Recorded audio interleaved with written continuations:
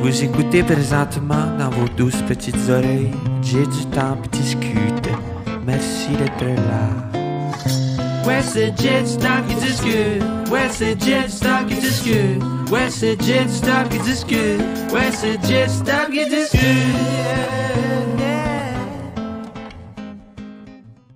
Catherine Rossi, enseignante à l'Université Laval. En fait, merci d'être là tout d'abord. Ça, c'est vraiment, vraiment apprécié. Puis, c'est avec malheureusement la vague de féminicide qui frappe le Québec en ce moment. J'ai la chance d'avoir des auditeurs et des auditrices du podcast qui me recommandent des invités. Et il y a quelqu'un qui m'a écrit hey, avec ce qui se passe présentement, je pense que ce serait vraiment pertinent que tu reçoives Catherine Rossi qui enseigne à l'Université Laval. Et j'ai pas hésité, j'ai comme fait confiance à cette personne-là. Puis j'ai fait go. J'ai l'impression aussi que je peux pas me tromper en recevant une enseignante, on dirait. Mais je sais pas exactement qu'est-ce que tu fais. Et donc, ta job en soi, c'est quoi? Alors, on est des professeurs-chercheurs, c'est-à-dire qu'enseigner, oui, bien sûr, mais on fait aussi beaucoup de recherche à côté. Donc, en criminologie? En criminologie. Ça, là, mettons, là, quelqu'un... C'est quoi la criminologie? Alors, c'est tout un champ finalement d'études qui est concentré sur essentiellement le crime, la victimologie, etc. Donc, dans ces causes, donc les raisons pour lesquelles on passe à l'acte, par exemple, dans ce on va appeler des émanations, c'est-à-dire qu'est-ce qui se passe pendant, comment et tout ça, et dans l'après. Qu'est-ce qu'on fait, j'ai envie de le dire un peu... simplement, nous, on est un peu les personnes qui se demandent qu'est-ce qu'on fait après, quand on se retrouve avec quelqu'un qui est passé à l'acte, mais qui est encore très jeune et qui a encore une vie à faire. Et nous, on veut savoir où, comment, à l'intérieur des murs, à l'extérieur, la réinsertion, etc. Et on fait ça aussi avec les personnes victimes. Voilà, est-ce que la victimisation, elle peut se réparer? Est-ce qu'on peut reprendre une vie? Si oui, dans quelles conditions? Comment est-ce qu'on peut protéger les personnes? Tout ça. Donc, c'est un monde qui donne accès à énormément de professions qui sont aussi très, très différentes. Essentiellement autour de personnes qui sont... Dans des conditions plus de vulnérabilité ou de mesures contentieuses, c'est-à-dire qui sont dans des cadres institutionnels, prison, centre et tout ça. Là, c'est quand même... tu sais, c'est chargé. C'est gros, oui. C'est gros. Bon, moi, je fais juste lire ce qui se passe dans les nouvelles, puis ça me chamboule. Toi, tu l'étudies, tu le recherches, tu l'enseignes. Qu'est-ce que... On reviendra, mettons, à ce qui se passe présentement dans les nouvelles un peu plus tard. Je veux qu'on continue à clarifier peut-être ce que c'est. Donc, c'est quand même un... Fait que j'imagine qu'il y a beaucoup de cours de psychologie humaine. C'est-tu beaucoup ça? Alors, la crimino, c'est super intéressant parce qu'on va, si tu veux, voler ou piquer ou emprunter les méthodes de plein de disciplines. Donc, il y a quand même un bon volet psychologique qu'on va appeler la psychocrime, la psychocriminologie, où on va étudier un peu tout ça. Mais il y a aussi d'autres volets qui sont tout aussi intéressants et qui sont absolument nécessaires. Il y a un volet plus socio, où là, on va étudier aussi, non pas ce qui se passe à l'intérieur de la tête des gens, mais aussi comment ils fonctionnent entre eux, toutes les dimensions sociales qui rentrent en considération, des dimensions aussi humaines, les relations, le rapport avec les institutions, tout ça. Ça, c'est un champ, moi, qui m'intéresse beaucoup. Donc, un peu la responsabilité, entre gros guillemets ici, de la société. Oui, c'est une bonne manière de le dire, tout à fait. On regarde la part qui appartient à la personne elle-même, la part qui appartient à la société et aux autres. Parce qu'on a beau être plein d'individus, la société, c'est pas seulement l'addition de tous ces individus, il y a quelque chose qui est plus grand qu'eux aussi, dans le sens qu'on prend des décisions collectives, on les prend rarement pour nous-mêmes. Et voilà, puis il y a un volet assez juridique aussi, on étudie la loi... un peu dans tous les sens, les définitions. Puis, ce qui est très bien avec nous, par exemple, en criminaux, par rapport au droit, c'est qu'on regarde aussi beaucoup comment les frontières changent, comment les infractions se modifient avec le temps et quelles sont les conséquences immédiates pour les gens. Par exemple, je ne sais pas moi, décriminaliser la possession de drogue, etc. Donc à chaque fois qu'il y a une modification législative, ça a un impact assez rapide sur la société. Et ça, on l'étudie de près. Au Québec, est-ce qu'on est bon pour faire ça? Parce que je sais qu'aux États-Unis... Je pense qu'on est le meilleur. C'est vrai? Oh, oui. Fait que quand une loi change, on réagit rapidement? Oui, alors on est rapide. Okay. On est quand même assez rapide au Québec. Alors ça a des avantages et des inconvénients. Hein. Donc on est... Lesquels? On va vite, on réagit. Je pense qu'on a quand même un pays où on a des gros moyens. On nous donne aussi les moyens de faire de la recherche, donc on prend des décisions souvent assez complètes, assez rapides, mais on prend le temps de les tester. Alors des fois on est content parce que ça marche, des fois un peu moins parce qu'on allait un peu vite, mais ouais. J'aime mieux ça que des endroits où c'est plus long. Ouais. Quand vous dites que vous faites de la recherche, oui.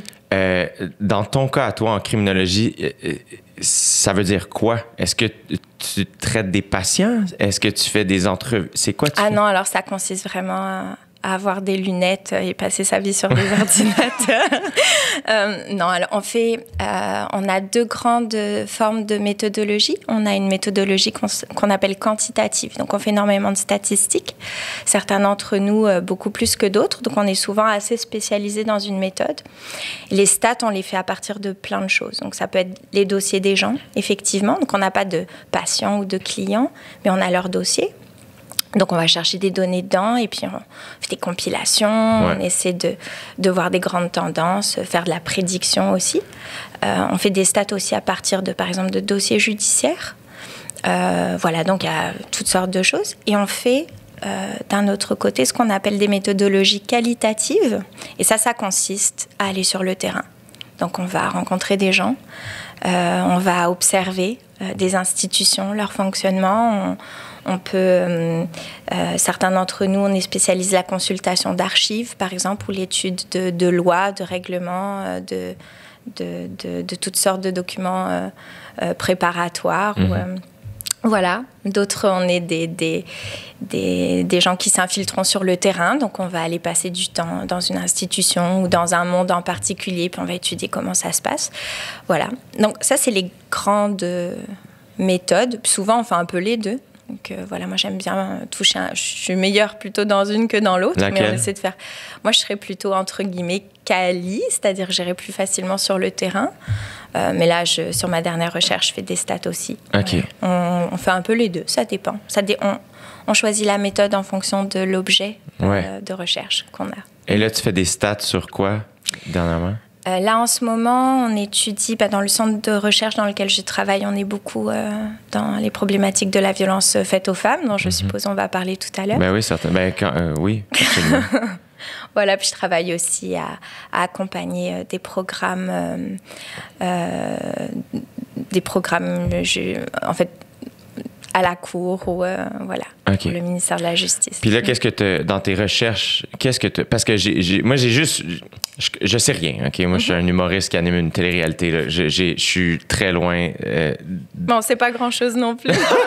Mais là, c'est juste qu'avec la vague de féminicide qui est arrivée, puis je veux dire, c'est pas nouveau, là, ça, dans le sens... La seule chose que j'ai vue, c'est que il y a certaines petites tendances quand même où la plupart des hommes qui passent à l'acte ont des antécédents judiciaires. Comment on fait pour prévenir ça? Parce que je lisais encore ce matin le papier de Patrick Lagacé où il expliquait qu'une jeune femme est très inquiète pour une de ses amies qui est dans un couple violent. Et tant que son amie porte pas plainte, il y a comme rien à faire. C'est dur de faire de la prévention, on dirait? C'est extrêmement dur. Voilà, c'est extrêmement dur parce que ce qu'on va appeler la violence conjugale ou la violence intime, intrafamiliale aussi, parce qu'elle touche la plupart du temps aussi beaucoup les enfants. Ce qu'il faut comprendre avec ça, d'abord, c'est que les femmes ne s'en rendent pas compte dans l'immense majorité des situations. Ou alors elles vont le comprendre un peu tard. D'accord ? Donc on associe beaucoup, et à mon avis c'est très dommage, la violence conjugale à une femme battue. La femme battue, c'est le dernier stade. Quand on est rendu là, on est déjà dans une situation où on a une chance sur 2 d'avoir un homicide, même pas volontaire. Il suffit juste d'un seul coup pour que la femme tombe dans un cadre de porte et décède de ses blessures. Donc là, on est déjà trop tard. Déjà trop tard. Donc il ne faut jamais penser à prévenir en termes de femmes battues. Pourquoi ? Parce que en tout cas, je vais m'expliquer. Oui, on a le temps. Quand on pense ou quand on fait ces associations-là, les femmes ne s'inquiètent pas avant le premier coup. Ils vont s'imaginer que la violence conjugale, ça commence quand on prend des coups. Ça commence très, très, très en amont. Et ça, c'est très important qu'on le comprenne. Et donc, et le monde d'avant, le premier coup, il est extrêmement complexe. D'abord à prévenir, ensuite à voir, ensuite à décrire. Un homme commence pas par frapper sa conjointe. C'est pas du tout comme ça que ça commence. Et je pense même pas que dans la plupart des cas, il commence volontairement. Donc, il y a toute une construction, ce qu'on appelle le cycle de la violence conjugale, où au début c'est très très anodin, puis ça entre guillemets, ça se guérit, le couple se recolle, ça repart bien, puis on passe un peu dans une autre phase et ça continue, puis ça revient, ça se recolle. Et ça a des effets assez aussi intéressants que finalement très dangereux. La première, c'est que une femme, entre guillemets, normale, au début, elle s'en rend pas compte. D'accord ? Donc, tout ce qui commence à déraper un peu trop de jalousie, un petit peu trop de... On va associer ça à de l'amour. Ouais, il est un peu jaloux, ça veut dire qu'il m'aime. Ou il est un peu insécure, ou il est fatigué en ce moment. Et donc, on va avoir...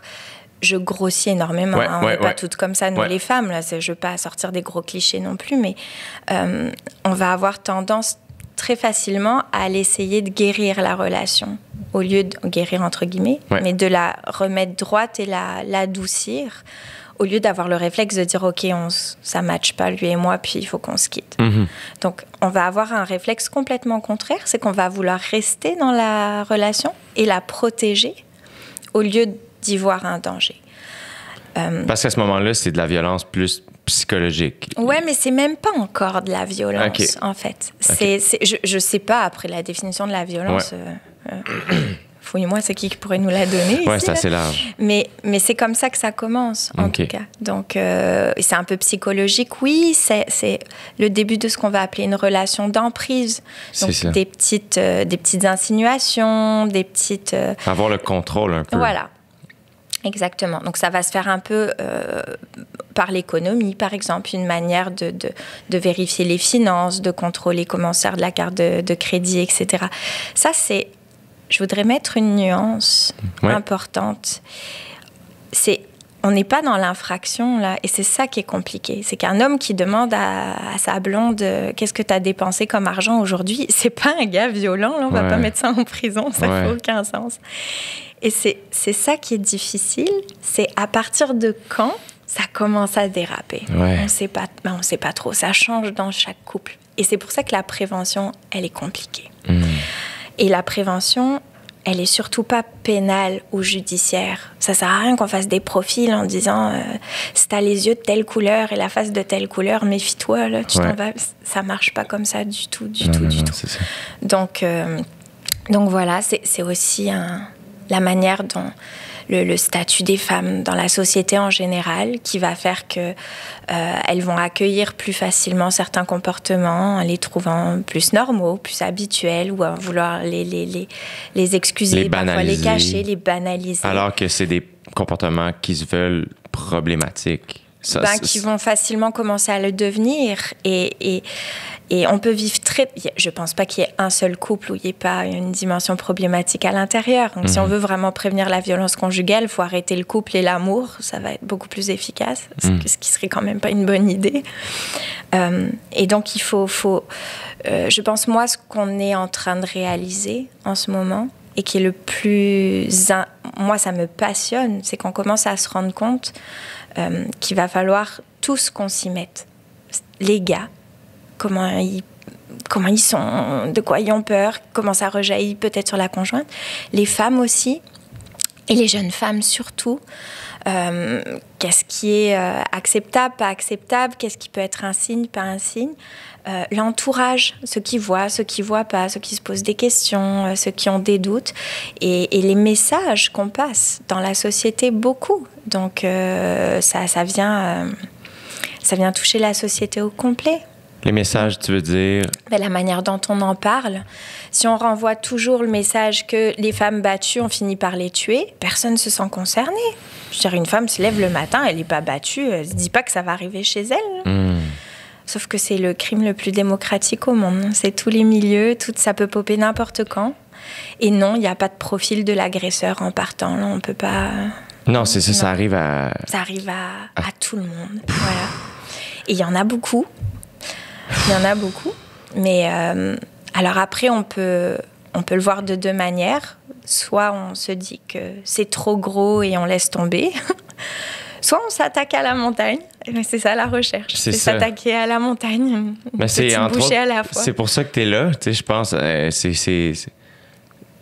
Attaquons-nous à la montagne, allons-y, on monte. Donc ça commence souvent de manière plus... moins claire, disons, moins évidente. Et pas d'un coup. C'est ça. Le prochain stade, c'est quoi? Parce que là, on dit que souvent, au départ, la femme s'en rendra pas compte et l'homme non plus, parfois. La prochaine étape, c'est quoi? Là, on entre dans la violence psychologique? Oui, alors elle se manifeste ça peut se manifester de beaucoup de formes différentes. Donc au tout début, c'est assez anodin. Je dirais que les premiers signes, on les a dans absolument toutes les familles. Il y a des chicanes, des conflits, des tensions. C'est tout à fait normal autour des enfants, de l'éducation, des finances. Et puis, il y a des vécus personnels, des manières de résister à la colère ou pas dans un couple. Voilà. L'étape d'après, c'est l'installation d'une relation donc on appelle d'emprise, un peu de domination, mais qui n'est pas complètement comprise ni par l'un ni par l'autre. C'est-à-dire que le conjoint va tenter des choses, par exemple, commencer à demander à quelle heure tu rentres ce soir, envoie-moi des photos du restaurant où tu es avec ton ami, sous-entendu, je ne te crois pas que tu es vraiment au resto avec ton ami, j'ai besoin que tu valides. Des petites choses comme ça. Et là, la femme, généralement, répond. Et c'est un peu là où on essaie de travailler aussi, surtout c'est là où je pense que c'est aussi très social et pas seulement juste un problème de droit criminel, de prison et de violence, parce que les femmes ont souvent tendance, au lieu de dire « Ouh, là, tu dépasses un petit peu les limites. Ouais. Non, je t'enverrai pas de photos », au contraire, elles vont souvent avoir tendance à en envoyer et à commencer à anticiper. C'est-à-dire qu'elles vont, pas toutes, encore une fois, je grossis les traits, mais la femme va commencer à se prendre elle-même en photo avec ses amis pour rassurer son conjoint avant même qu'il commence à avoir peur. Et donc, c'est comme ça que la relation d'emprise s'installe. Et c'est ça qui est très difficile parce que les femmes, au bout d'un moment, vont se sentir responsables aussi de tout ça. Et c'est là que la cachette commence. La cachette commence parce que la femme, elle sait à la fois qu'elle est poignée dans un truc où c'est difficile de sortir. À la fois, elle veut cacher. À la fois, elle n'est pas trop sûre de ce qui se passe. Elle ne comprend pas trop. Et à la fois, elle pense qu'elle est responsable, elle aussi. Donc, elle se remet énormément en question. Et c'est là où elle commence à se taire et à pas trop parler. Et c'est là où ça s'installe. Et je te dirais, c'est tout à fait, entre guillemets, acceptable ce qui se passe jusqu'au moment où le silence commence à s'installer, où l'isolement commence à s'installer, où la femme va commencer à moins parler à ses amis, moins sortir le soir. C'est tellement plus pratique de ne pas aller au resto avec ses amis, plutôt que d'y aller, d'envoyer un selfie, de rentrer tôt, etc. Finalement, on ne sort plus. Et jusqu'au jour où on va ressortir. Et là, le conjoint est tout étonné. Comment ça, tu sors? C'est quoi qui se passe, là? Donc là, on est un peu dans le stade 2, etc. Voilà. je sais pas s'il y a des numéros à ces stades.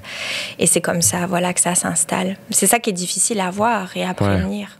Ouais. Et quand tu dis que c'est là que c'est plus social, c'est que la femme, avec le temps, c'est un peu rendue responsable de son conjoint, de le rassurer, de s'occuper de lui. Est-ce que c'est ça? C'est pour ça que tu dis que c'est là que on dit peut-être aussi que ça commence à être comment on traite la femme dans notre société qui fait qu'à ce point-là, elle va se sentir responsable de rassurer son conjoint? Oui, je mettrais peut-être un peu plus... D'abord, je répéterai jamais assez, mais toutes les femmes sont extrêmement différentes. Ouais. Puis la violence conjugale, c'est pas que dans des couples hétérosexuels non plus, donc il y a quand même tout un tas d'affaires, je pense, qui est très, très important de rappeler. Donc là, on parle plus de situations qu'on voit souvent, malheureusement, quand elles se terminent par des uxoricides, des homicides de la conjointe, finalement. Mais oui, là, en fait, là où je pense que c'est très social, c'est que, à mon avis, ça concerne beaucoup plus de gens que les palais de justice, les gouvernements et les professionnels de la criminologie. Ça concerne qui? Ça concerne tout le monde. La prévention de la violence conjugale, elle commence quasiment à la manière dont on élève ses petits garçons et ses petites filles à la maison, où on apprend à se respecter l'un l'autre, où on apprend aux jeunes garçons à montrer sa vulnérabilité, à pleurer, à être qui a envie d'être, à pas seulement être fort, puis un petit gars, ça pleure pas. Mais il y a ça aussi, puis on donne énormément de cours dans les écoles à propos de ce qu'il faut pas faire. Donc j'y assiste moi en ce moment aussi. On voit les changements des programmes dans les écoles, c'est très intéressant. On apprend aux jeunes, c'est quoi des agressions sexuelles, etc. Et ça, c'est super, mais prévenir la violence conjugale, c'est aussi apprendre à nos enfants comment est-ce qu'on aime bien. Et j'ai envie d'avoir un discours un peu optimiste, parce que c'est sûr que si on lit les journaux, qu'on regarde ce qui se passe en ce moment, c'est un peu déprimant. Mais il y a plein d'espoir. Moi, je vois ça de manière extrêmement positive. On est en train de réaliser vraiment quelque chose. On se rend compte qu'on peut tous jouer un rôle dans ce changement-là. Que ce changement social, ça va aider les femmes à pu vivre ces situations-là, mais ça va aider aussi beaucoup les hommes, parce qu'en ce moment, ils ont une pression énorme aussi, les pauvres gars, là, avec entre MeToo, la violence conjugale, etc. Mais en même temps... Bon, voilà, puis je pense qu'il y a quelque chose qu'on peut faire tous ensemble et qui va être super constructif à long terme. Je suis très d'accord avec toi, puis je suis heureux de savoir que tu es optimiste et je veux pas éteindre cet optimisme-là. Mais est-ce que on réalise pas tout le temps... Est-ce que cette prise de conscience-là arrive pas tout le temps après des décès? T'sais, après des événements tragiques irréversibles? Oui, c'est sûr que oui. C'est le propre... Il y a des années, on est sur le terrorisme, des années, on est sur... voilà, ça monte et ça descend, mais est-ce qu'on a vraiment le choix? Mais... Après, nous, en recherche, on travaille ces domaines-là tout le temps. On n'attend pas que ça pète. Là. Nous, le centre de recherche dans lequel je suis, il est quasiment né la même année que ma naissance à moi. Là, donc, en tout cas, dans ses premières formes. Il y avait beaucoup de femmes qui ont écouté depuis les années 70. Ce que je vous raconte ce matin, c'est pas nouveau. Puis c'est même... heureusement, je représente pas la recherche. Tout ce que je vous dis, on le sait depuis tellement longtemps. J'invente rien là. Donc voilà. Après, ce qui est intéressant, c'est de voir qu'il y a des périodes effectivement où les gouvernements vont plus écouter, où le grand public va plus écouter. Il y a des moments où on est plus prêt, voilà. Après, encore une fois, faut pas... C'est un peu normal. Je veux dire, une population a tellement d'informations à avaler dans une même année. Là. Surtout à ce temps-ci. Voilà, il y a l'écologie, il y a le machin, il y a la politique, il y a le truc, il y a la violence. Bon, on y va avec ce qu'on peut. Ouais. Je trouve que...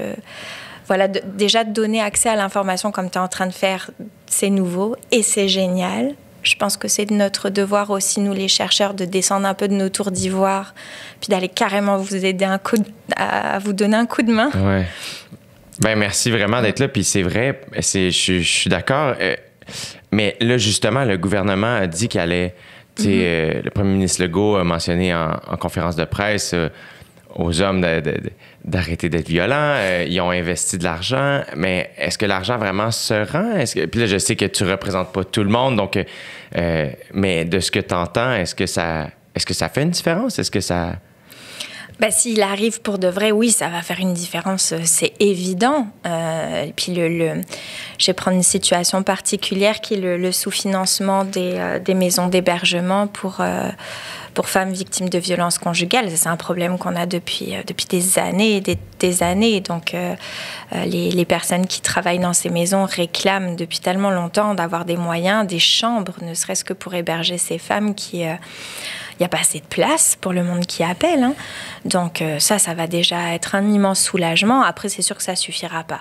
Parce que les maisons d'hébergement, on est déjà dans le trop tard. C'est ça. Donc l'idée, c'est que les femmes ne se rendent pas jusque-là. Exactement.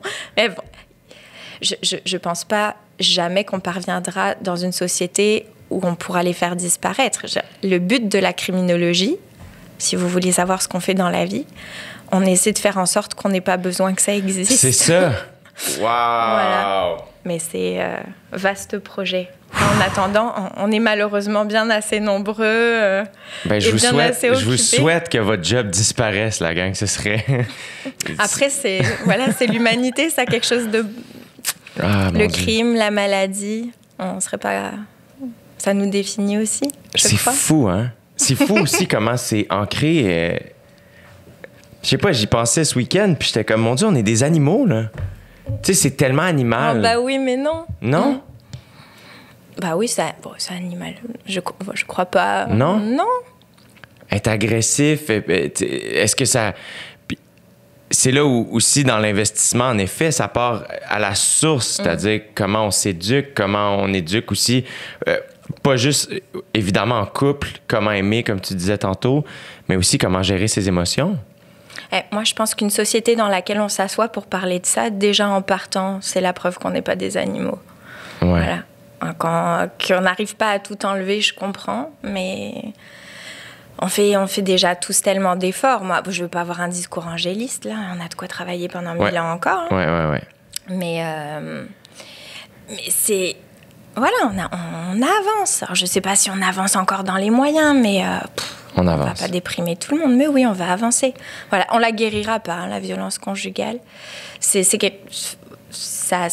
va toujours en avoir. On espère juste que ce soit de moins en moins. Ça, c'est 1. 2, on espère avoir un peu plus de moyens pour la prendre en charge. La traiter, excusez le mot, la ramasser après. Il faut s'occuper des gens. Ça aussi, c'est terrible parce qu'une fois, la prévenir, c'est bien. Hein, ça occupe tout le monde et puis ce serait ultimement ce qu'il faut faire.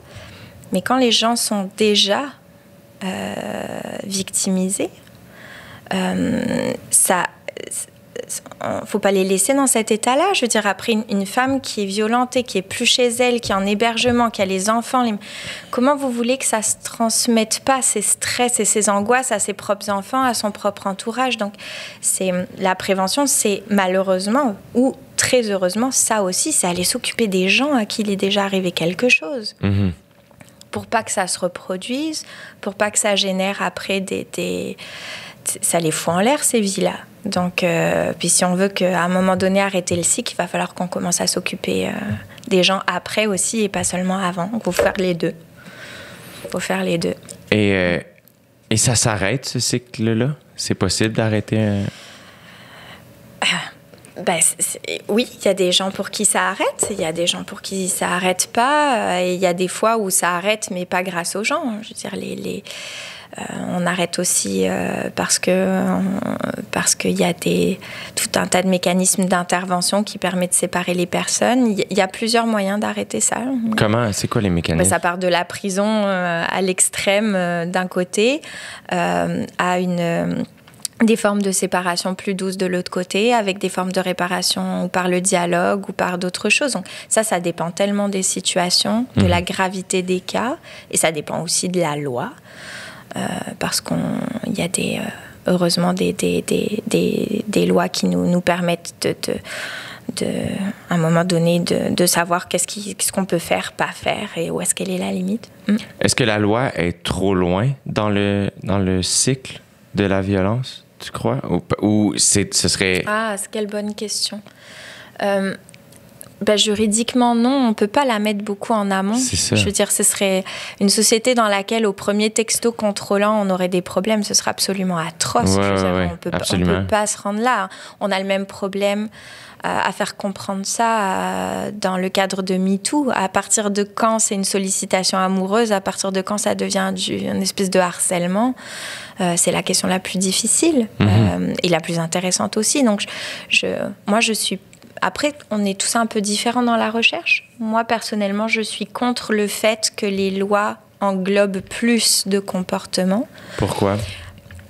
Parce que je pense pas que ce n'est qu'une question... alors, je m'exprime peut-être mal. Les comportements graves, etc., on n'enlève pas la loi, là, ça, c'est évident. Mais il faudrait pas que le contrôle législatif rentre à ce point dans nos cellulaires et nos relations amoureuses, parce qu'on a tellement peur que ça arrive. Ce serait d'un triste infini si on se rend là. Donc, à mon avis, c'est pas au droit de régler en amont, c'est vraiment à la société. Donc, c'est à l'éducation. C'est à l'éducation, c'est à la discussion, c'est au fait de faire tomber les frontières, de continuer à travailler sur ce qu'on appelle l'égalité homme-femme, qui pour beaucoup est compliqué à comprendre. C'est pas qu'une égalité de salaire, etc. Mais c'est dans les rôles sociaux aussi qu'on joue, c'est dans les valeurs qu'on propage, c'est dans ça touche aussi la manière dont tu l'as très bien dit tout à l'heure, comment l'image de la virilité qu'on renvoie aux hommes, c'est dans tout ça, voilà. Puis ça, une étape à la fois, mais je pense qu'on a déjà commencé, ce qu'on faisait pas il y a plusieurs années. Ouais. C'est ça, là, on dirait... puis en effet, je pense que... Je suis d'accord avec toi qu'il faut rester optimiste, même si ça semble très dramatique, ce qu'on voit. Est-ce que les mouvements comme MeToo, la vague de dénonciation qu'on a eue l'été dernier, et là, ce qui se passe présentement avec les féminicides, est-ce que justement, ça amène pas cette conversation dans l'oreille du public qui fait en sorte que justement les histoires sortent plus? Est-ce que... Ah oui, puis ça, c'est génial. Ça encourage plus les gens à parler. Mais tout à fait. Alors, je veux bien que ça monte un peu un stress social, que tout le monde se pose un peu des questions en ce moment, mais c'est merveilleux, c'est merveilleux. Je pense que c'est des vrais beaux mouvements, alors avec des conséquences qui ne sont pas toujours faciles, qui nous donnent, du fil à retordre en recherche, qui occultent certaines problématiques aussi, ne serait-ce que la violence sur les hommes en ce moment, qui est complètement un peu cachée, ou en tout cas on l'a mise un peu de côté pour mettre de l'avant celle faite aux femmes, et c'est un peu normal aussi. Mais voilà, donc c'est des mouvements compliqués, mais qui sont très beaux quand on va... Ça va être un peu, à mon avis, un peu chaotique jusqu'à ce qu'on trouve exactement quoi faire avec ces mouvements-là, surtout apprendre à les recevoir et les accueillir comme il faut. Mais c'est merveilleux ce qui s'est passé les dernières années. C'est tellement complexe, en effet, complexe. Parce que c'est que du cas par cas. C'est vraiment dans l'intimité, à l'intérieur d'un couple. Qui fait qu'en effet, on peut pas faire la loi dit ça, puis là, c'est bon pour tout le monde. C'est tellement plus nuancé que ça. C'est quoi les ressources? Si, mettons, il y a quelqu'un là, qui écoute ça en ce moment puis qui réalise, mon Dieu, je suis peut-être dans ce cycle-là et je m'en rends compte. Est-ce que c'est la première ressource, c'est une ligne d'appel?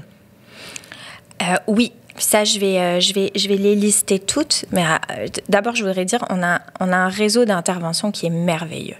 Je pense que s'il y a vraiment quelque chose pour lequel moi je pense qu'on est vraiment entre guillemets un peu en avance au Québec. Je sais que c'est dur là, pour nos organismes communautaires.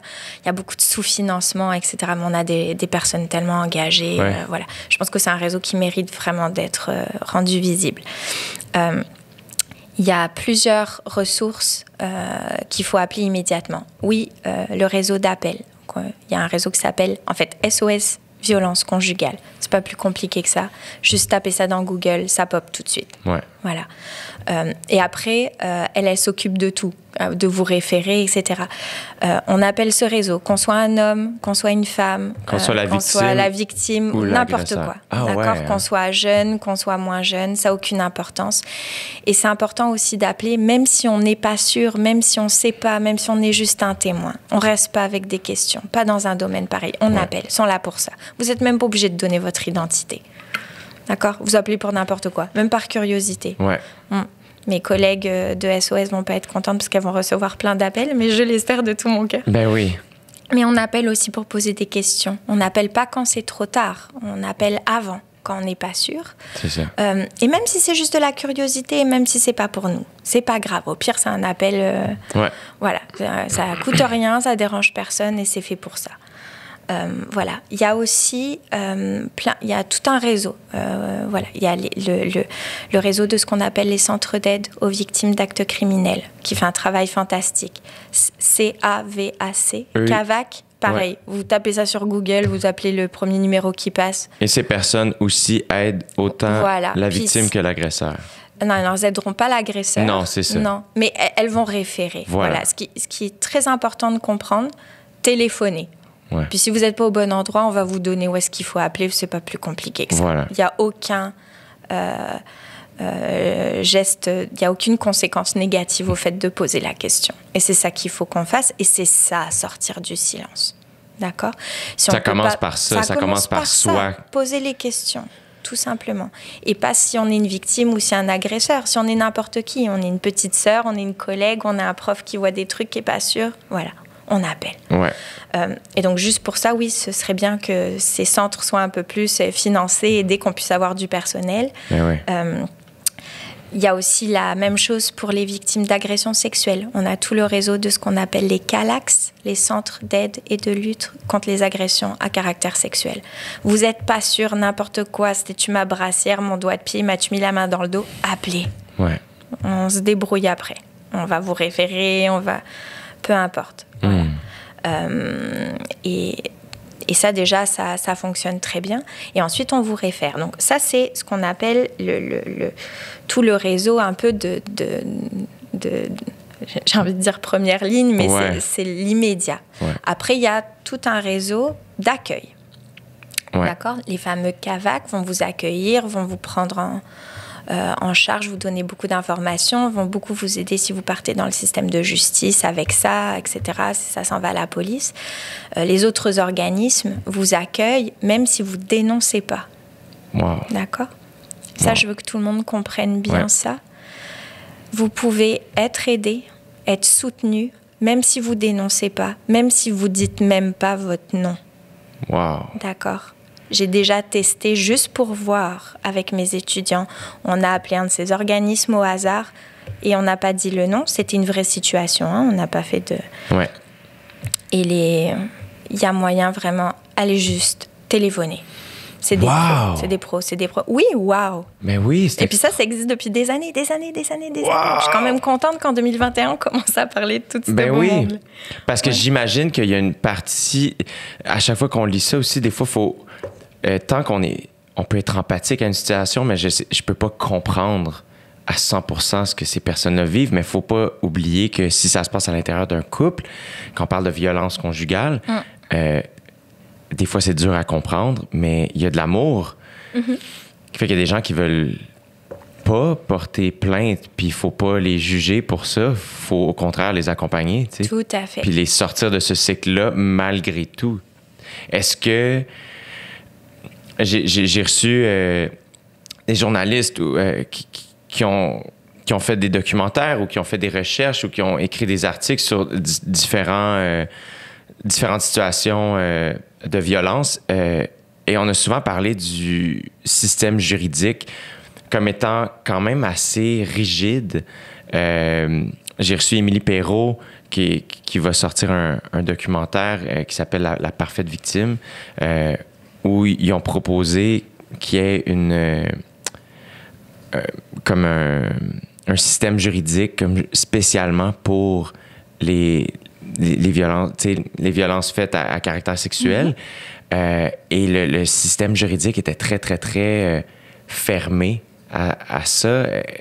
Est-ce que tu crois que ce serait important qu'il y en ait une? Parce que souvent, c'est ça le problème, c'est que la voie juridique est tellement dure pour la victime que ça donne pas le goût d'y aller. Ça aussi, c'est plein de nuances. J'aurais quand même des choses un peu différentes à dire là-dessus. Déjà, oui, le système judiciaire en tant que tel, il peut être bonifié. Cela étant, je fais partie des personnes qui trouvent qu'on y va un peu fort. Je dirais, on est toujours en train de critiquer nos polices, nos procureurs. Il y a quand même un paquet de monde formidable là-dedans. Oui, absolument. Alors, c'est sûr que quand il y en a un qui fait pas des belles affaires, ça passe partout à la télé et c'est très bien qu'on se remette en question. Et déjà, il y a beaucoup de policiers qui sont des policières qui savent quand même intervenir en agression sexuelle aux violences faites aux femmes. Il y a des procureurs, des avocats, des juges qui sont des gens formidables, qui travaillent énormément en ce moment.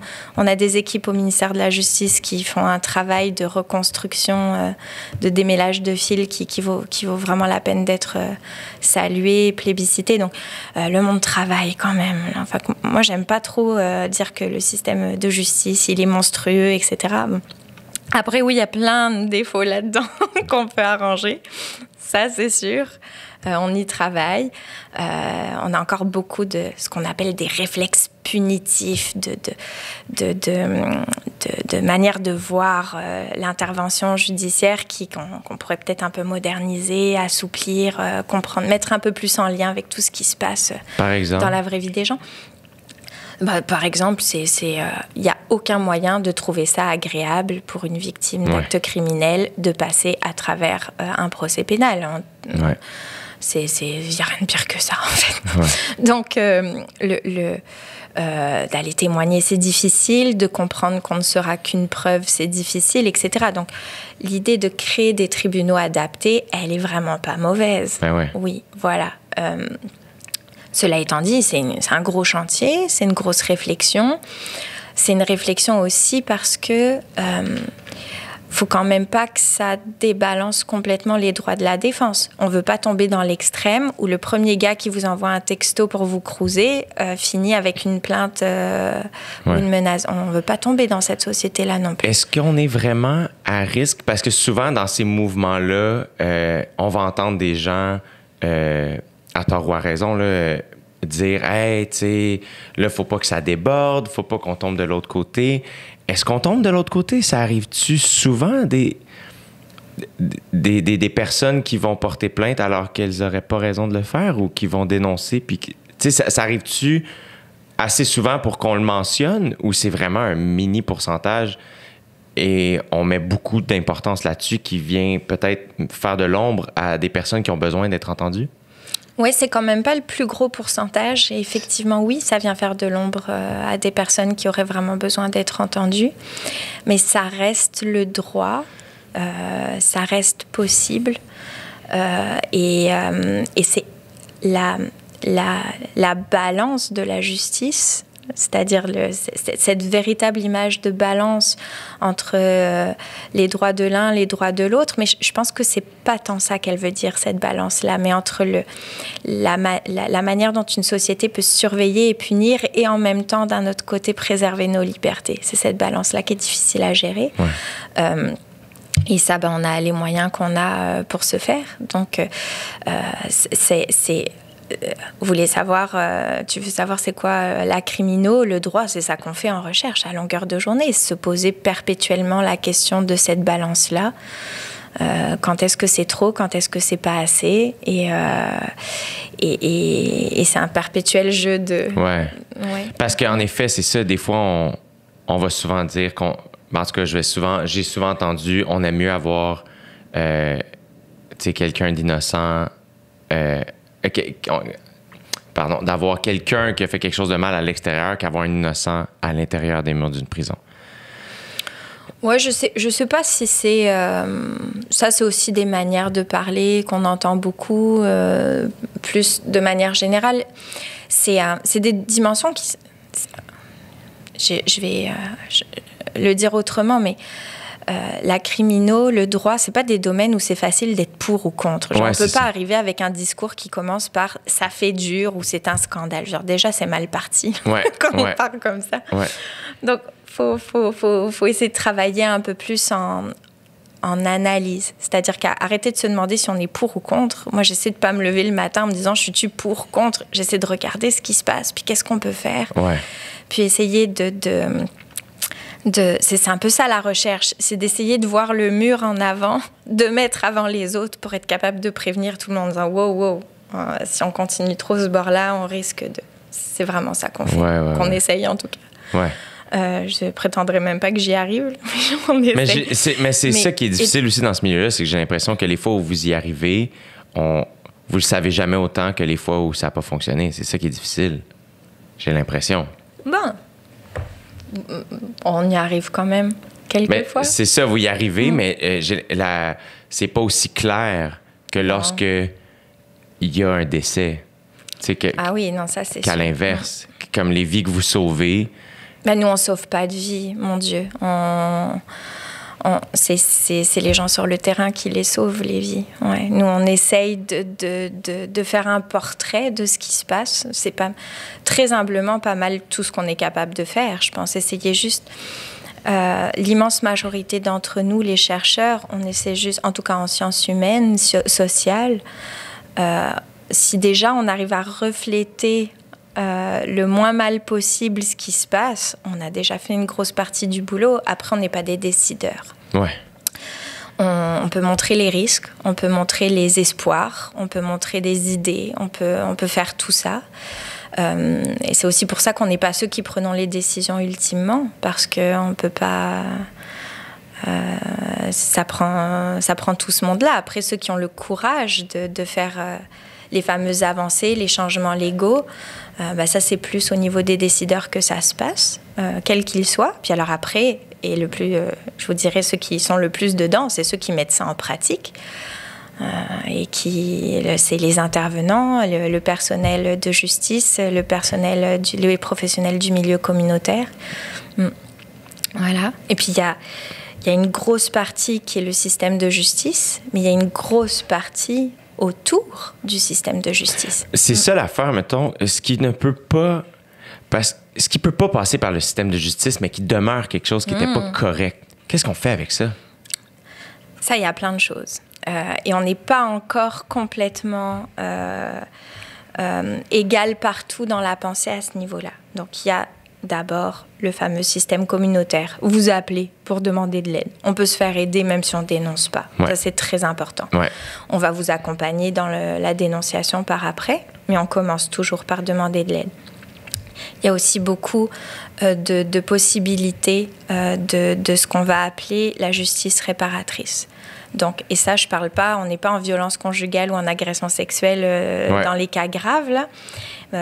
Mais entre guillemets, le dialogue, et je parle pas de se mettre dans la même pièce pour jaser, là, mais le dialogue social, le travail sur des possibilités de résoudre des conflits dans les écoles, dans les institutions, etc., ça, c'est extrêmement prometteur. Moi, je travaille beaucoup là-dessus. Donc, expliquer je trouve ça très intéressant. À des jeunes, des moins jeunes. Mais de prendre en charge, je vais le dire de manière un peu philosophique, là, mais la dette d'honneur dans un crime, c'est-à-dire le drame humain qui n'est pas seulement juste l'infraction, tout ce qui est la souffrance, l'humiliation, l'emprise, sans qu'on tombe dans la psycho, là, d'accord ? Il y a quelque chose de très humain là-dedans. Voilà. Et on a des très belles opportunités. On a une province qui est très en avance là-dessus, d'ailleurs, pour proposer de plus en plus des mécanismes de justice réparatrice ou des programmes qui vont permettre de travailler un dialogue dans le but d'une réparation. Donc, quand même entre les deux parties. Oui, tout à fait. Et entre d'autres aussi. On peut mettre n'importe qui là-dedans, là, des parents, de la famille, etc. Mais oui, essentiellement entre les deux parties. Donc, par exemple, mettons qu'on prend un exemple juste pour que je comprenne bien ce qui se passe. Il y a un couple qui n'est pas tombé dans la violence physique, mais où il y a eu des dommages, de la honte, du manque de respect, où il y a eu une certaine violence, mais pas au niveau extrême. Et là, vous entamez... la femme, par exemple, va chercher de l'aide, elle se sort de ça. Et là, quand tu parles du dialogue, c'est ils vont s'écrire... Je voudrais pas trop rentrer là-dedans en violence conjugale, pour la simple et bonne raison que pour l'instant, on n'est pas fixés et pas tous d'accord sur ce qu'il faut faire. Donc la violence conjugale, c'est pas encore le meilleur exemple pour embarquer dans un débat justice réparatrice. Okay. Très honnêtement, on est en train d'avoir ce débat. J'aimerais beaucoup, par respect pour mes collègues et tout notre réseau, pas en dire davantage trop sur cette question. Je peux vous garantir qu'il y a les meilleurs experts sur le coup, que les rapports des comités d'experts récents et tout ça ont largement étudié cette question, que voilà, on est en train de la développer. Ce que je peux vous promettre, c'est que si à un moment donné ça se développe, ça va être bien fait. OK, super. Voilà. Mais on ne veut pas aller dans ces questions-là de manière non harmonieuse. On va y aller quand on sera à peu près tous d'accord. Et toutes d'accord. Les professionnels, les décideurs, les chercheurs. Donc, c'est une question, moi, sur laquelle je travaille d'abord beaucoup, mais je suis assez heureuse de voir ce qui se passe. C'est que tout le monde se parle. Donc ça aussi, pour moi, je pense ça a fait de ça de bien, la pandémie, c'est qu'on a eu le temps de jaser, ce qu'on n'a pas le temps de faire d'habitude. Voilà. La justice réparatrice, j'y reviens. Ouais. On peut l'offrir actuellement, par contre, de manière très avancée pour toutes sortes d'autres crimes. Voilà. On a des programmes dans les milieux scolaires, on a des programmes dans les quartiers, les voisinages. On a aussi des programmes assez très, très avancés en justice pour les adolescents. Quand un jeune commet un crime, un vol à l'épicerie, on ne l'envoie pas dans des grosses peines sévères. On va aller travailler davantage dans ce genre de mécanismes, des mesures extrajudiciaires, sanctions extrajudiciaires, justice réparatrice ou autre. Okay. Il y a aussi tout un système d'intervention institutionnel qui marche très bien. On a aussi des programmes de justice réparatrice en prison, dans les pénitenciers fédéraux, pour des crimes extrêmement graves. On est capable d'en faire en homicide, oui, en violence conjugale, mais quand l'auteur est incarcéré déjà, dans des crimes extrêmement dramatiques. Et oui, là, on va... Alors, ce sont tous des programmes un petit peu différents. Où vous allez, selon le cas... Oui. Y offrir une espèce de parcours à suivre? Non, on va offrir... C'est rigolo à expliquer comme ça. On va offrir... Pas rigolo, c'est pas le mot, là.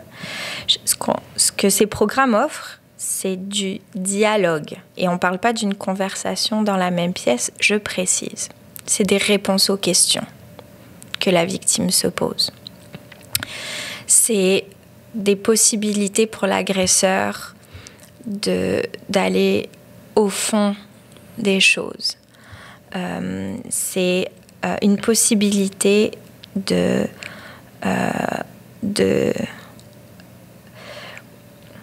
mettre en valeur ce qui est complètement occulté dans le système de justice pénale, c'est-à-dire le problème presque relationnel qui s'est passé. Est-ce que ce que j'appelais tout à l'heure la dette d'honneur. Il y en a un des deux qui, en agressant l'autre, l'a aussi humilié, l'a fait se taire. Et souvent, on est dans des milieux très, très intimes. D'accord ? On pense souvent le crime comme quelqu'un qui est caché derrière un buisson et qui nous saute dessus, là. Mais l'endroit le plus dangereux, c'est la famille. Et donc, vous avez des choses qui se passent là-dedans qui restent sans réponse ou, je sais pas, on est avec quelqu'un pendant des années puis d'un seul coup, on comprend pas pourquoi. Donc, voilà. Donc, c'est tout ça qui se fait. C'est un travail d'orfèvre, là. C'est pas... Là, j'imagine qu'il y a des psychologues impliqués à ce niveau-là? Alors, les personnes qui réalisent ces mesures ne sont pas des psychologues, mais les psychologues sont souvent invités et participent et sont là, oui. Accompagnent les personnes. Pas toujours, ça dépend. En fait, c'est la personne qui décide. Wow. C'est intense quand même. Oui, c'est intense. Mais ça doit faire j'imagine que ça, c'est... Puis on l'a vu dans le mouvement MeToo, on l'a vu aussi dans la vague de dénonciation l'été dernier, à quel point c'est une partie importante de la réparation de la victime, la reprise de pouvoir, en gros guillemets, ou du moins juste le pardon envers soi, l'honneur. Mais la victime, déjà, peu importe qui elle est, la première chose dont elle a besoin, c'est que l'auteur reconnaisse les faits. Et là où c'est compliqué dans un palais de justice, c'est que la reconnaissance des faits, ça vient souvent avec une peine de prison, avec une humiliation publique, etc. Donc évidemment, tout le système pénal a construit un peu des rôles où il y en a un qui va tout faire pour dire qu'il est innocent. Et donc voilà, c'est un peu... Et ça, c'est ce qu'il y a de très intéressant en justice réparatrice, c'est qu'on n'a pas cette pression-là du public, de la peine, etc. Ça se passe dans le privé. Ça se passe dans le discret, pas dans le privé, c'est parce qu'on reste quand même pour beaucoup de ces programmes à l'intérieur même des institutions judiciaires. Hein. L'immense majorité, c'est très important de comprendre ça. C'est pas de la justice sous la table ou à côté, là. Pas du tout. Ce sont des programmes très sérieux, très officiels, qui sont vraiment dans les structures même du droit. C'est juste qu'elles sont pas dans un procès pénal, elles sont souvent en amont du procès, ou à côté, ou après. Okay. Donc, on est dans le cercle immédiat. On est vraiment dans la véritable justice. Là, c'est pas des... C'est ça. Puis l'idée de ça apporte bien son nom, justice réparatrice, c'est de réparer. C'est de réparer et de permettre à l'agresseur de prendre sa responsabilité. Alors, je parle pas de responsabilisation au sens psychorigide. Là, on parle juste de juste dire oui, c'est moi, puis écoute, c'est juste moi qui l'a fait, à une personne qui a terriblement besoin de l'entendre. Et qui souvent entreprend des démarches de dénonciation juste pour avoir ça, cette espèce de reconnaissance qui est pas seulement la reconnaissance que c'est l'autre qui l'a fait, mais aussi la reconnaissance que c'est pas ma faute à moi. Ouais. C'est pas la taille de ma jupe qui a déclenché ça ou la manière dont je parlais. Il y a aussi un petit bout là-dedans. Et ça, c'est hyper nécessaire au rétablissement d'une femme, notamment. Oui, absolument. C'est tellement primordial. Puis le pire, c'est que j'imagine que ça... Évidemment que ça aide la victime à un niveau très, très grand, mais j'imagine que ça aide aussi l'agresseur. Mais bien sûr, bien sûr. Dans ce genre de cas-là aussi, moi, ce que je trouve des fois complexe, surtout quand on lit ça dans le journal, tu sais, c'est très... c'est tout le temps stressant de parler de ces sujets-là parce que c'est comme la priorité, c'est la victime et on veut que la victime aille mieux, on veut que la victime reprenne confiance en elle, qu'elle ait de l'honneur, qu'elle soit forte, qu'elle soit réparée. Et à chaque fois qu'on parle de l'agresseur ou de la personne qui a commis le crime, c'est tout le temps... En tout cas, moi, je sais que je marche tout le temps un peu sur des œufs parce que je veux pas... pour moi, c'est pas la première étape, malheureusement, là, de la réparation de cette situation-là. C'est vraiment la victime, mais qu'est-ce qu'on fait avec cette personne-là? Parce que si on pense au projet social, ces gens-là continuent de faire partie de la société.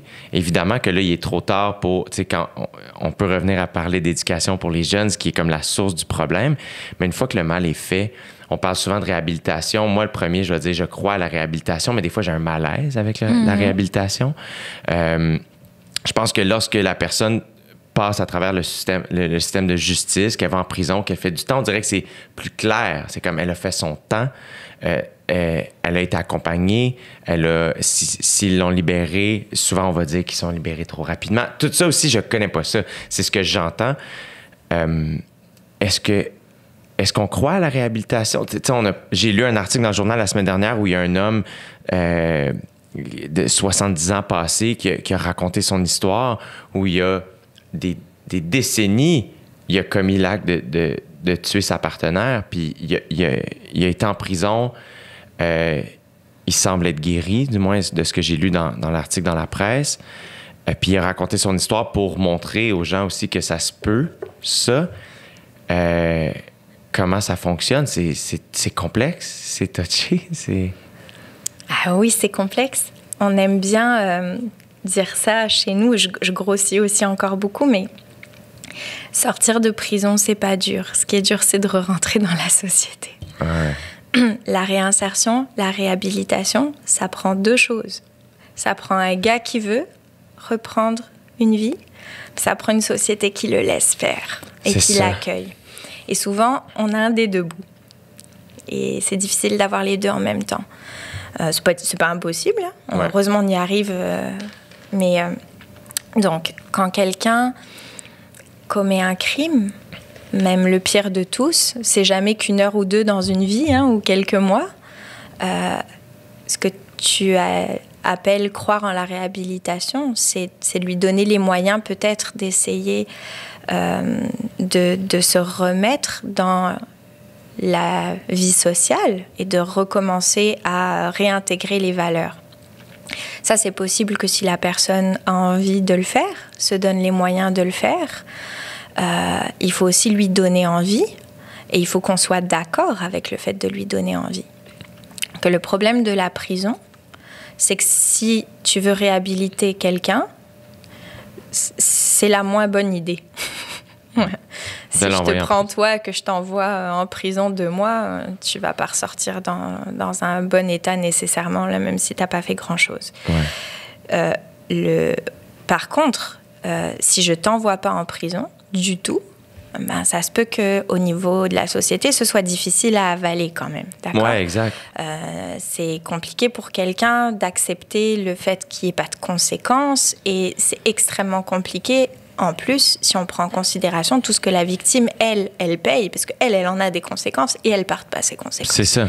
Donc on est encore une fois dans cet équilibre qui est vraiment très compliqué entre si on donne une peine, ben, on ne fait pas nécessairement la bonne affaire pour que la personne s'en remette et redevienne un citoyen hyper constructif. Ce qu'il faudrait, c'est réparer, pas punir. Mais si on ne punit pas du tout, on obtient une levée de bouclier social. Voilà. Ouais. C'est tellement cet complexe. Équilibre-là, ça, c'est très complexe. Et alors, j'ai des collègues à moi qui sont spécialistes de cette question, la réinsertion, la notion de punition ou de non. Alors ça, c'est un monde qui est fascinant. C'est pas le mien, c'est pas celui que je maîtrise le mieux.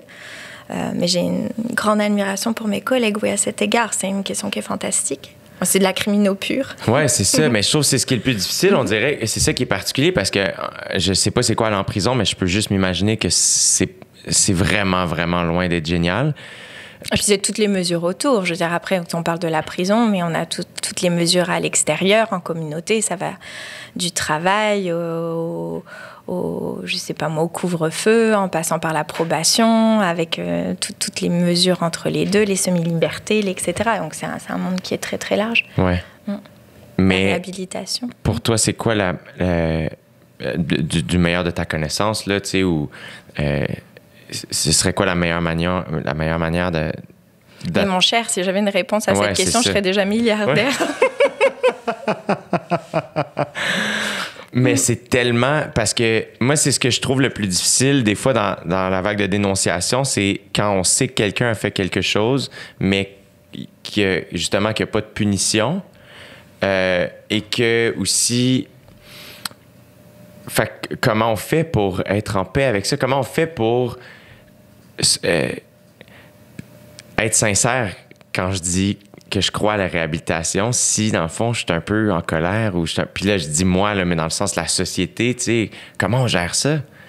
Quelqu'un qui fait pas de temps, c'est juste un espèce de hyper certains privilèges qu'il y avait.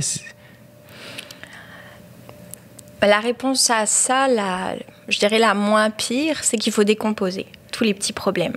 Fait qu'il faut essayer de comprendre tout ce qui se passe. Et c'est là où la sociologie est d'un immense renfort à la criminologie. Faut essayer un peu de comprendre, j'adore ce mot, les attentes des gens. Et pas leurs besoins. Les besoins, c'est cristallisé, d'accord?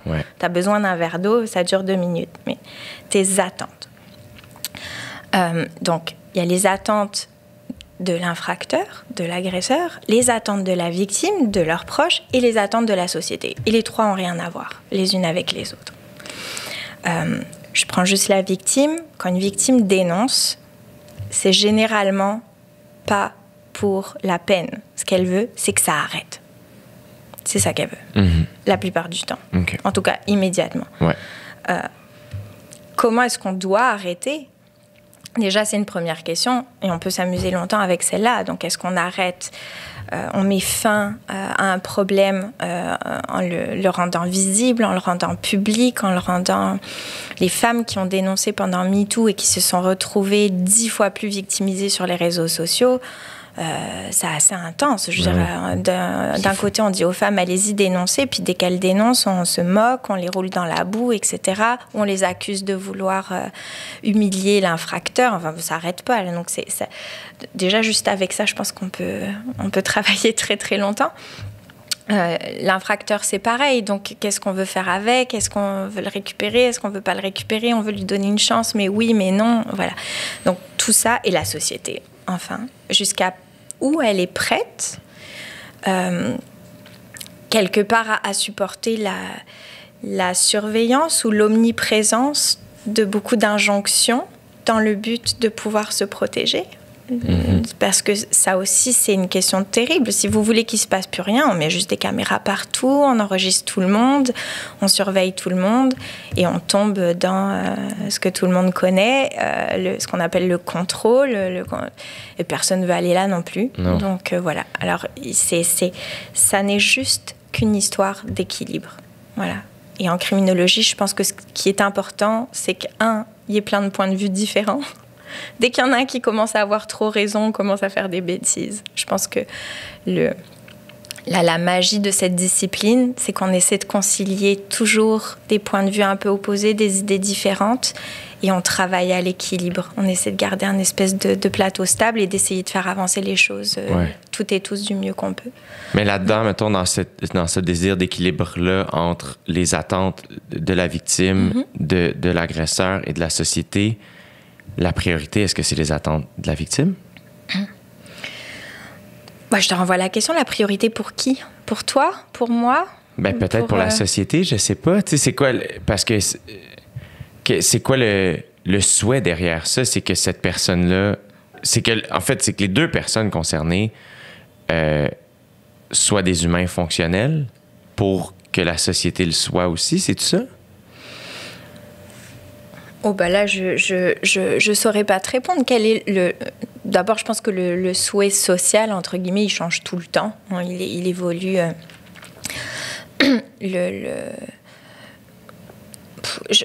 On veut juste tous être heureux et en sécurité. Donc, qu'est-ce qui est le plus efficace, qui coûte le moins cher et qui a le plus de chances de marcher? C'est ça. C'est tellement complexe. Mais oui, c'est compliqué, mais c'est passionnant. C'est passionnant. Absolument. Et c'est passionnant, puis surtout, je pense que c'est nécessaire et qu'il y a vraiment des gens... Voilà, moi, je suis juste contente parce qu'on a des personnes dans des souffrances terribles, dans ce qu'on appelle... ce que moi, j'aime appeler les violences... ce que mon centre de recherche appelle les violences intimes, quotidiennes, familiales, structurelles.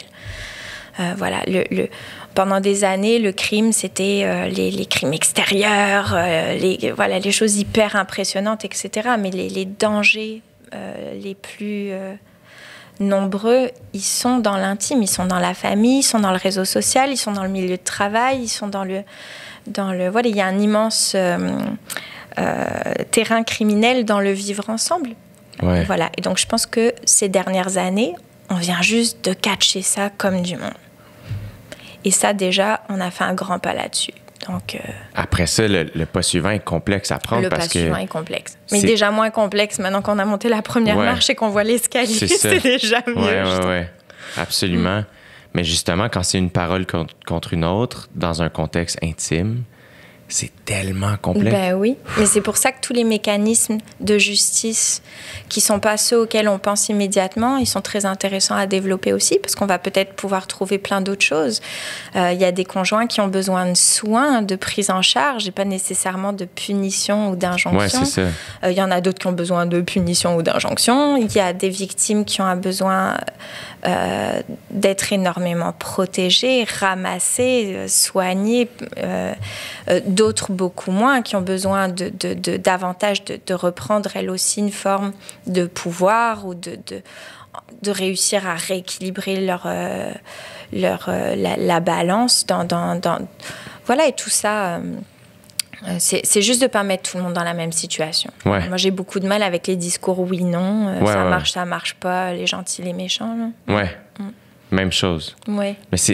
Mais moi, c'est ce que j'aime, mettons, de la conversation qu'on est en train d'avoir, c'est que on prend le temps aussi de s'éloigner de ça, c'est bien, ça, c'est mal. Ça, oui. Justement, c'est rempli de nuances. Puis, ultimement, le souhait, c'est que tout le monde puisse aimer, être aimé, puis avoir une vie harmonieuse. Mais évidemment, c'est plus complexe que ça.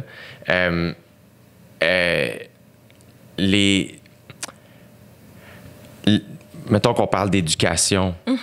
Ce qui serait, mettons, la prévention ultime, là, tu sais, c'est de...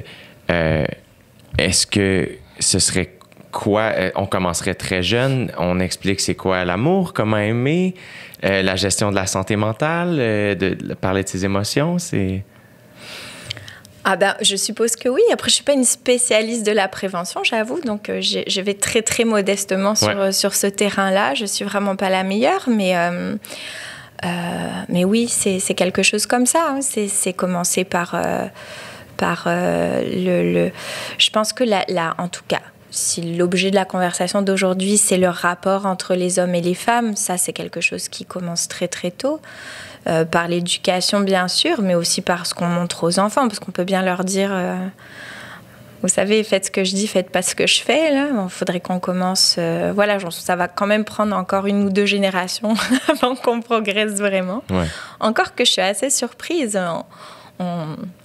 Ça va quand même vite, on le voit chez les jeunes enfants. Les discours sont un peu différents, beaucoup plus inclusifs. Ouais. Ils sont extraordinaires. J'aime ça, moi. Ils sont vraiment extraordinaires. Ouais. Donc, voilà. Après, il y a encore les humains, ça va rester des humains. On va se taper dessus jusqu'à la fin des temps. On va vous enlevez un prétexte, on en trouve un autre.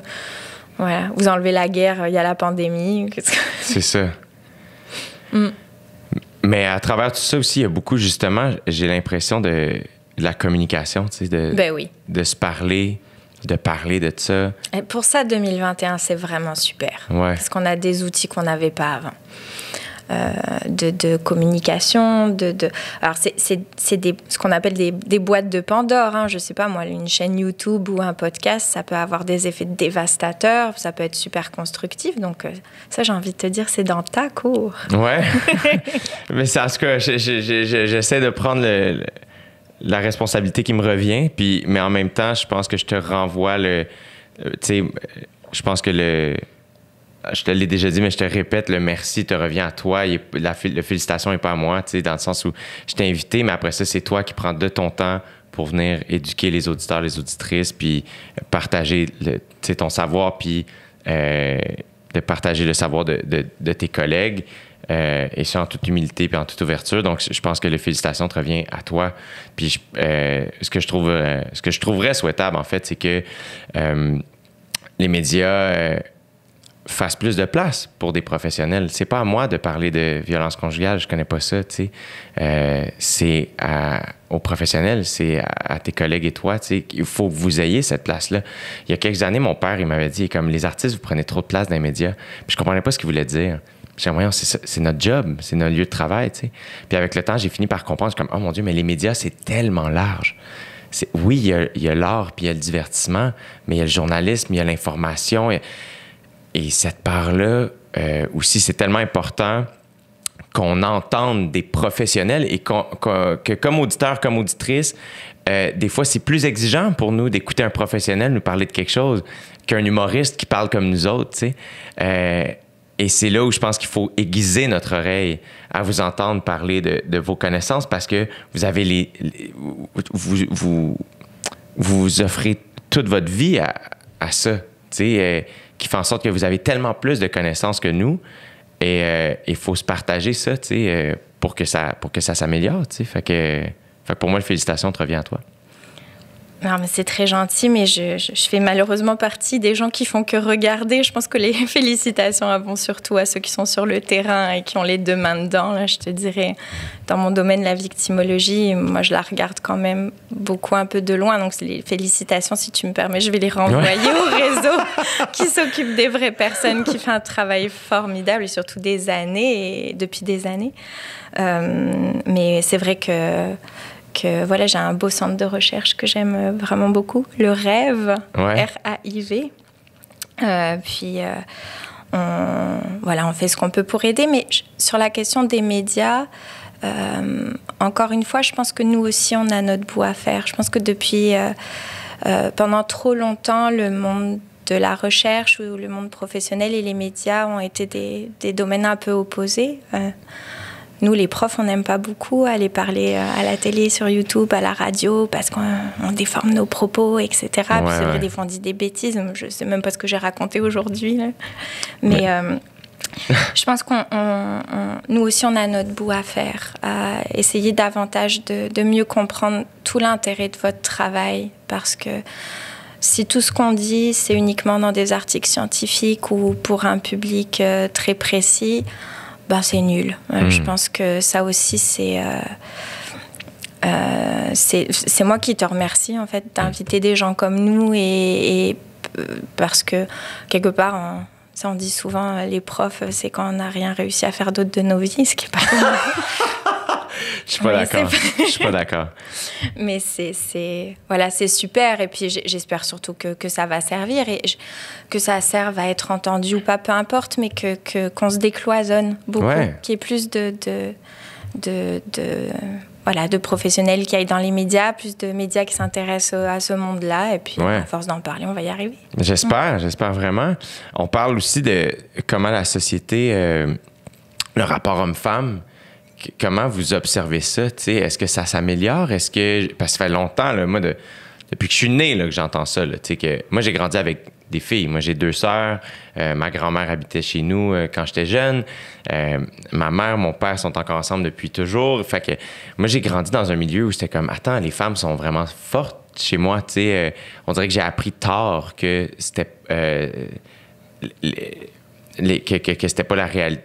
En fait, que les femmes étaient martyrisées. On dirait que c'était tellement pas la réalité chez moi que ça m'a pris du temps à observer ça, tu sais. Mais est-ce que ça s'améliore? Est-ce que justement dans les médias, est-ce que c'est mieux? Est-ce que dans les lois, est-ce qu'il y a des lois aussi qui viennent renforcer cette espèce de le patriarcat, là, tu sais, le rapport de force que l'homme peut avoir sur la femme? Est-ce que ça s'améliore? Je te dirais, je suis pas certaine. Après, ça s'est beaucoup complexifié parce qu'il y a le rapport homme-femme, il y a aussi le fait que désormais les frontières entre les hommes et les femmes, elles ont aussi bougé. Il y a plein d'autres moyens de s'identifier dans un genre que strictement comme un homme ou comme une femme. Donc, j'ai l'impression qu'à chaque fois qu'on règle une question, il y en a une autre qui arrive à se poser derrière. Ça, c'est un peu à la fois triste et rassurant pour un chercheur parce qu'on se dit, ouais, cool, on avance, mais en même temps, on se dit, on verra jamais le bout. Parce qu'à chaque fois qu'on fait un pas en avant, on découvre une autre route, puis il faut la défricher. Mais si on parle vraiment du rapport homme-femme et du patriarcat, on n'est pas encore sorti du bois, oui. Quand même, il y a encore... On avance secteur par secteur. Tu vois, il y a des choses déjà qui ont changé dans la manière de parler, dans la manière de montrer, dans la manière je sais pas, juste la publicité et tout ça, ça bouge quand même beaucoup. Donc voilà. Après, il y a des domaines, c'est pas encore au point. Ouais, non. C'est clair. Donc, ne serait-ce que l'égalité de salaire, même en 2021, c'est hallucinant quand on regarde le nombre de diplômes que ça prend pour une femme pour toucher le même salaire qu'un homme ou des choses comme ça. C'est encore... voilà, mais ça... Comment on dit, s'il faut être optimiste, un jour à la fois, on est déjà moins pire que ce qu'on a été. Ouais. Dans le cas lorsqu'il y a de la violence conjugale entre un homme et une femme, est-ce que la culpabilité, mettons, est-ce que c'est un bon moteur de guérison pour l'agresseur? Est-ce que j'imagine que c'est nécessaire? La culpabilité, je ne sais pas si c'est le bon mot. La responsabilité, oui. Ça. Et encore une fois, pas dans un sens psycho-managérial, mais le fait de réaliser ce qui se passe, d'en prendre conscience, de le verbaliser. C'est déjà énorme. Et là, c'est exactement la même chose pour la victime, à l'envers, c'est-à-dire qu'elle prenne conscience qu'elle est une victime, qu'elle prenne conscience qu'elle n'est pas responsable, malgré tout ce qu'elle peut avoir fait. C'est souvent ça que les victimes nous disent. Oui, mais j'ai commencé, j'ai fait ça ou j'ai fait ça. Et oui, tu l'as fait, mais ça, c'était pas criminel, ma belle. Tu as le droit de faire ça. Ce qui est criminel, c'est quand l'autre dérape et passe la ligne. Donc, on est encore beaucoup là-dedans, hein. Ne serait-ce qu'en agression sexuelle, le nombre de fois où on entend ça se peut pas qu'elle ait été agressée parce que elle a provoqué, elle est habillée comme ci, ou elle est pas assez jolie, ou elle est trop jeune, ou elle est trop vieille, etc.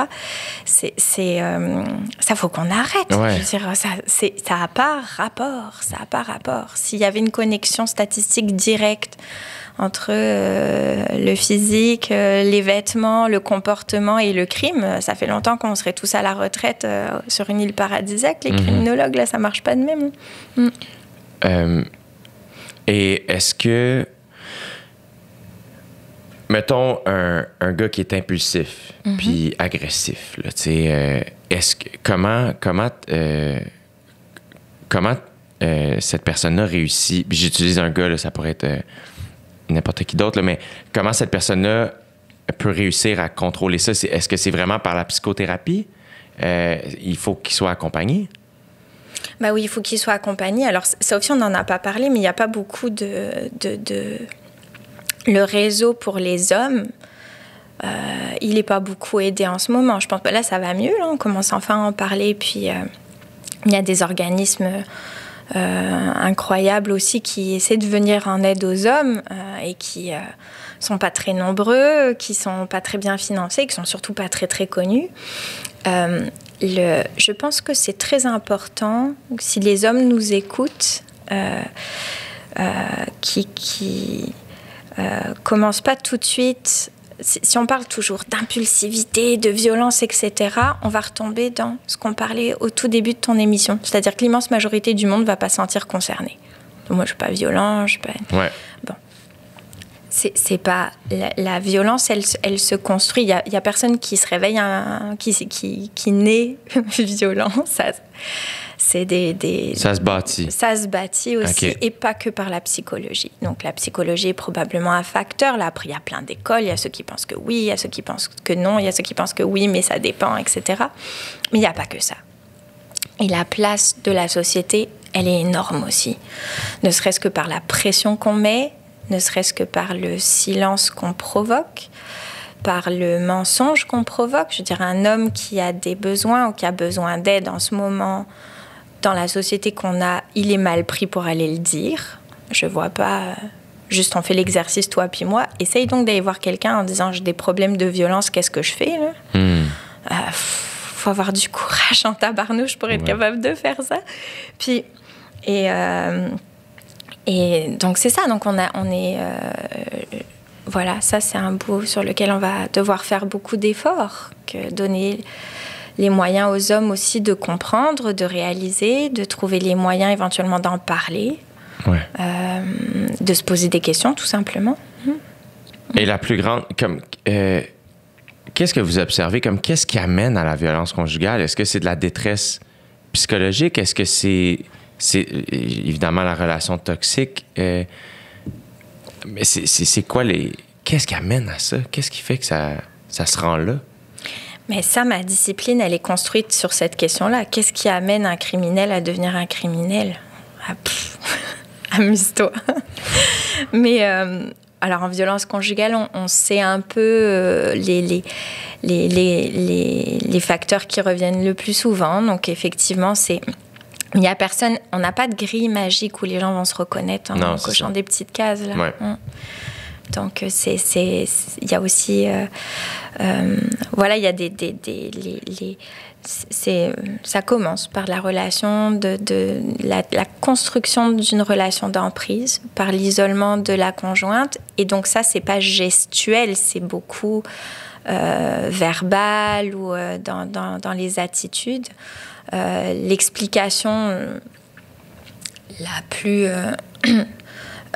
entre guillemets, vraie de la violence conjugale, elle est sociale. Elle est dans la manière dont on distribue en ce moment les rôles, mais c'est une manière un peu...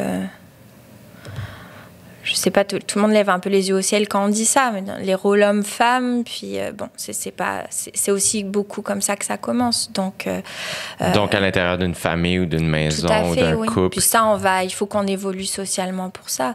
Voilà, après, il y a plein de dimensions au passage à l'acte. Il y a des dimensions relationnelles, psychologiques, puis il y a des dimensions aussi contextuelles. L'alcool, la drogue, ça aide pas. La pression ou le fait de perdre son emploi le matin, ça aide pas. Donc, il y a plein de choses. En criminologie, on a des spécialistes assez différents de tous ces éléments-là. Voilà. Okay. Donc, personne n'étudie le criminel tout court. On essaie de chacun tous faire un bout. Ouais. Et là, j'imagine que la pandémie a fait en sorte que l'isolement c'est fait de manière plus facile, entre guillemets. Oui. Et l'isolement, on ne parle pas simplement de gens confinés dans une maison. On parle qu'on ne peut plus voir nos amis, on ne peut plus voir nos familles. C'est-à-dire que les personnes à qui on parlait pour valider des signes, oups, il m'a dit ça, c'est-tu normal? On ne les a plus en ce moment. Ou alors on les a au téléphone quand on ne peut pas parler parce que les autres sont à côté. Ouais, c'est ça. C'est surtout ça qui a isolé. Je pense que ce n'est pas tant le fait d'être enfermé dans une pièce. Ouais. J'ai beaucoup entendu ça dans la presse. Oui, l'isolement, on est tous pognés chez nous, fait qu'on se chicane. Oui, alors ça, évidemment. Mais il n'y a pas que ça. C'est qu'avant, on avait des ressources. On pouvait lâcher la pression. Déjà, le fait de sortir, d'aller au travail et tout ça, ça peut calmer, apaiser, ou en tout cas, ça ouais. C'est ça, lâcher la pression. Puis il y avait aussi des moyens de canaliser. Il y avait un tampon social à cette violence. Là, il a un peu disparu. Donc, effectivement, ça augmente énormément. Puis quand on va déconfiner, ça va augmenter aussi, parce que là, on va passer dans l'extrême inverse. Tout le monde va ressortir dehors. Ah oui, tu crois que ça va faire la même chose? Je sais que certaines de mes collègues sont assez inquiètes avec le déconfinement. Je pense qu'il va y avoir probablement... ce ne sont pas mes recherches à moi qui déduisent ça, mais dans le réseau de la violence conjugale, certaines de nos collègues, et à raison, à mon avis, sont assez inquiètes. Parce que quand on va déconfiner d'un coup, il va falloir un moment que les habitudes se reprennent, et ça se peut qu'on ait un peu des donc, recommencer à sortir, recommencer à se préparer pour aller au resto. Au niveau des agressions sexuelles et tout, on sait pas trop où on s'en va. On est vigilante, là, on regarde. On pense que ça va y avoir une petite augmentation de déconfinement. Ah, mon Dieu! Calique! Puis là, c'est ça l'affaire, c'est que la seule chose qu'on peut faire, c'est en parler. Oui, absolument. En parler. C'est dire, faites attention. Faites attention autour de vous. Mais en parler avec bienveillance aussi. C'est ça. Voilà, je pense qu'on n'aide pas du tout quand on crée des clivages, quand on monte les hommes contre les femmes, les institutions contre la société. Je pense que on a besoin de travailler tous ensemble en ce moment, plus que jamais. Voilà. Sans avoir de discours angélistes, là, je veux pas non plus... Et mettons, là, en ce moment, on est encore en confinement. Donc, l'isolement, comme on vient d'en parler, se poursuit. Comment les personnes font pour s'en sortir? Les lignes qu'on a nommées tantôt, les lignes téléphoniques, j'imagine qu'il y a des sites Internet aussi? Des sites Internet, des lignes téléphoniques. Voilà, c'est pas toujours facile. Hein. Si on a un seul ordinateur et qu'il est dans le salon, c'est pas toujours évident. Donc, et c'est un peu ça qui est difficile en ce moment. C'est parce que c'est difficile aussi. D'habitude, on peut au moins appeler à l'aide quand on réalise qu'il se passe quelque chose. Ouais. On peut toujours partir quelque part ou appeler à l'aide. Puis ça, en ce moment, c'est un peu plus difficile. Ouais. Il y a vraiment des femmes en danger au moment où on se parle, oui, des enfants aussi. Donc, il faut trouver le moyen qu'elles puissent communiquer avec quelqu'un. Tout à fait. Mon Dieu, on dirait que c'est stressant. Caroline, d'abord. Oui, c'est stressant. Ouais. Et quand tu dis que tu vois des cours changer chez les jeunes et dans les écoles où tu assistes, c'est quoi le changement que tu vois dans l'éducation? C'est qu'on parle d'agression sexuelle. Avant, on n'en parlait pas aux jeunes? Oui, il commence à y avoir... Alors là, on n'est plus du tout dans mon domaine de travail. C'est une observation de personnes comme une autre. Je trouve que le vocabulaire des jeunes a déjà beaucoup augmenté. Je pense qu'il y a des mots... moi, j'ai entendu agression sexuelle récemment dans la bouche de plusieurs enfants. J'en ai déduit qu'ils ont des cours à l'école, dans les cours d'éducation à la sexualité. Voilà. Après, je ne sais pas comment c'est présenté et tout ça. Je ne suis vraiment pas spécialiste de ça. J'ai certains de mes collègues qui travaillent là-dessus, puis chacun son domaine après. Hein. Je pense que c'est très, très bien fait, mais il y a beaucoup plus on laisse plus aller les comportements de harcèlement, on voit beaucoup plus de choses. Je pense que voilà. Et les étudiants à qui t'enseignes, est-ce que la plupart c'est des gens qui veulent devenir criminologues ou avec un bac en criminaux tu peux aller vers d'autres avenues? Oui, tout à fait. Tu sais, quand on parle de criminologue, il faut savoir aussi que c'est une profession ordrée, la criminologie. Moi, je ne suis pas criminologue, je suis professeure de criminologie. OK. Mais pour l'instant, en tout cas, je ne sais pas. Mais nos étudiants peuvent devenir donc des criminologues ordrés, mais peuvent aussi entrer dans les professions de la criminologie ou du travail social en général, ou même de la psychologie, de l'intervention. Donc, c'est un monde qui est assez large. Donc, il y a beaucoup de débouchés très, très différents. Essentiellement, c'est une profession qui consiste à faire de l'intervention sur des personnes qui sont donc dans des situations d'infraction ou de victimisation, et donc dans le monde des adultes ou de la jeunesse. Donc, ça doit prendre énormément d'empathie, mais en même temps de détachement, là, parce que c'est quand même... c'est intense, comme milieu de travail. Ouais. Là, donc, mais pas beaucoup moins que les pompiers, les policiers, les sans rendez-vous, qui sont de très, très loin les premiers sur les lieux à chaque fois. Ouais. Nous, on arrive un peu après, juste assez après. Mais quand même, accompagner une victime, c'est du stock. Oui, tout à fait. C'est des professions qui sont fantastiques, oui. Qui sont très demandantes, très exigeantes, pour lesquelles il faut faire beaucoup d'études, qui sont difficiles au quotidien et qui sont relativement mal payées. C'est ça qui est fou. C'est tellement important en plus. Oui. Mais on garde espoir. C'est ça qu'on comprend. Catherine, il y a de l'optimisme. Bien sûr. Puis, je sais qu'on est... pour mettre un mot positif, je sais qu'on est au Québec... on se remet énormément en question, on compte tout ce qui ne va pas, etc. Mais on est très, très, très, très mieux placé que beaucoup d'autres pays. Je pense qu'on est un des endroits sur la Terre où c'est quand même le moins pire. Donc, je pense qu'il faut aussi savoir